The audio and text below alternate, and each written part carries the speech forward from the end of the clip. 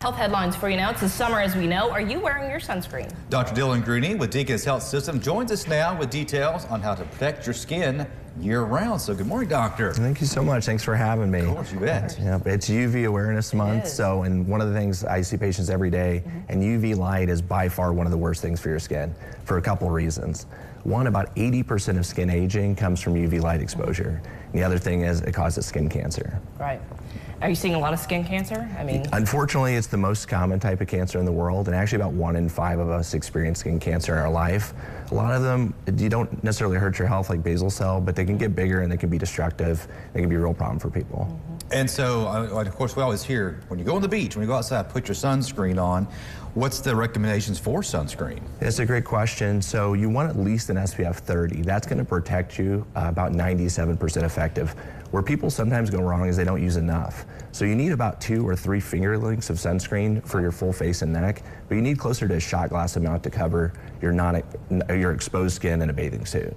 So leaning towards higher SPFs, like SPF of 50, gives you a little bit more protection. Got it. Yeah. And then reapply. How often do you need to be reapplying? So yeah, any sunscreen, doesn't matter the type, is going to fizzle out eventually. So most of them are going to last about 2 hours, so you want to reapply, especially if you're sweating, you're getting in water and getting out.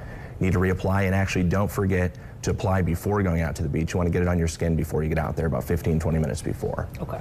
And I've often wondered, maybe others have too, you got the spray, but you also have the lotion kind of. Is one better than another? It comes down to personal preference. You got to make sure you get a clear coat though. Like if you use sticks and stuff, you got to make sure to wipe that in completely. Same thing with sprays. One thing I'll warn people about with sprays is, ideally you don't want to breathe it. It needs to be on your skin, not in your lungs. So you want to spray that on and rub it in.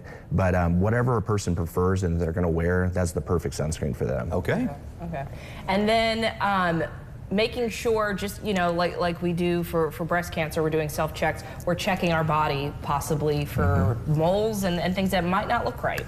Yeah, it's a good idea to do that at home, especially if you got a personal history of skin cancer.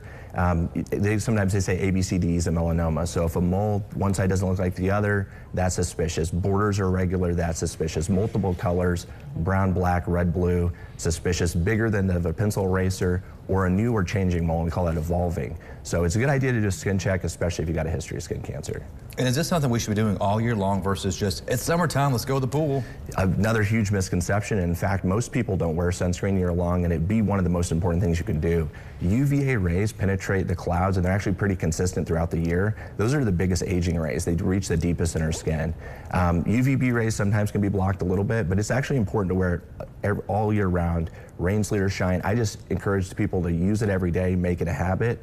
That's the most important thing. All right. Also, just as a woman, I've been told before I put on makeup to put sunscreen on as well. Is that a good idea for folks to do before they put any makeup on or that kind of thing? I see a lot of women with really protected skin because they've used makeup with sunscreen in it. The issue is when you wear sunscreen, you are putting the direct SPF 30, 50, whatever it may be on your skin. You're going to get that protection. So if you don't wear a lot of makeup, maybe you don't get that rated SPF. So I think it is important to do sunscreen first, and then you go ahead and do your makeup on top of that. That way you get the best protection.